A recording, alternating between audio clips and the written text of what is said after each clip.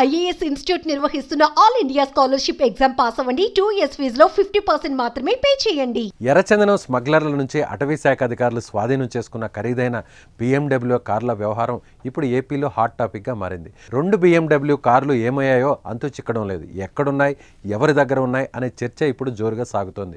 వీటిపై పవన్ కళ్యాణ్ సైతం ఆరా తీసి ఏమయ్యాయో చెప్పాలని ఆదేశించారు. అసలు BMW కార్ల కథ ఏంటో తెలుసుకుందాం. 2017లో స్వాధీనం చేసుకున్న 2 BMW కార్లు మిస్సింగ్ అయ్యాయి. అవి ఎక్కడున్నాయి, ఎవరు వాడుతున్నారో తెలియడం లేదు. అన్నమయ్య జిల్లా రైల్వే కోడూరు పరిధిలో ఓ ఎర్రచందనం స్మగ్లర్ నుంచి TN05BH3303 నంబరు గల BMW కారును అటవీ అధికారులు స్వాధీనం చేసుకున్నారు. దానిని పూర్తిగా ప్రభుత్వం స్వాధీనం చేసుకోకముందే 2017 డిసెంబర్ 11 ఆ వాహనాన్ని అటవీ శాఖ ముఖ్య కార్యదర్శిగా ఉన్న అనంతరాముకు కేటాయిస్తూ అప్పటి అటవీ దళాల అధిపతి ఉత్తర్వులు జారీ చేశారు. 2019 జూన్ వరకు ఆయన బాధ్యతల్లో కొనసాగారు. అనంతరం 2019 జూన్ నుంచి 2020 అక్టోబరు, 2022 ఫిబ్రవరి నుంచి 2024 జూన్ వరకు ప్రస్తుత CS నీరబ్ కుమార్ ప్రసాద్ అటవీ శాఖ ముఖ్య కార్యదర్శిగా, ప్రత్యేక ప్రధాన కార్యదర్శిగా బాధ్యతలు నిర్వహించారు.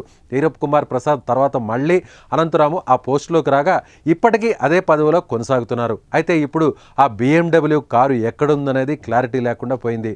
కారు ఏమైందో ఎవరికీ తెలియకపోవడం విశేషం. ఎవరి దగ్గర ఉంది, ఎవరు వినియోగిస్తున్నారనేది కూడా తెలియడం లేదు. అధికారులు తమకు తెలియదని చెబుతున్నారు. అంతేకాదు పుత్తూరు అటవీ రేంజ్ పరిధిలో ఎర్రచందనం స్మగ్లర్ల నుంచి స్వాధీనం చేసుకున్న TN18K2277 BMW బ్లూ కలర్ వాహనాన్ని 2015 ఫిబ్రవరిలో అప్పటి అటవీ శాఖ మంత్రి అదనపు ప్రైవేట్ కార్యదర్శికి కేటాయించారు. ఆ కారు గురించి కూడా ప్రస్తుతం అటవీ అధికారులకు అధికారిక సమాచారం లేదు. మరోవైపు తమిళనాడుకు చెందిన ఎర్రచందనం స్మగ్లర్ల నుంచి స్వాధీనం చేసుకున్న TN07CB3724 టయోటా ఇన్నోవా వాహనంలో కూడా ఇదే గందరగోళం నెలకొంది.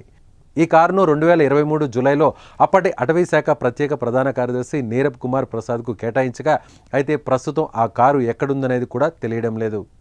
దీంతో కార్లు ఏమయ్యాయో తెలియజేయాలంటూ అటవీ దళాల అధిపతి కార్యాలయం అటవీ శాఖ ప్రత్యేక ప్రధాన కార్యదర్శికి లేఖ రాయగా డిప్యూటీ సీఎం పవన్ కళ్యాణ్ దీనిపై నివేదిక ఇవ్వాలని PCCFను ఆదేశించారు. దీంతో అధికారుల్లో టెన్షన్ మొదలైంది. అయితే 2 BMW కార్లలో ఒకటి కీలక స్థానంలో ఉన్న ఓ IAS అధికారి భార్య హైదరాబాద్లో వినియోగిస్తున్నట్లు వస్తున్న వార్తలు ఆసక్తిని రేపుతున్నాయి.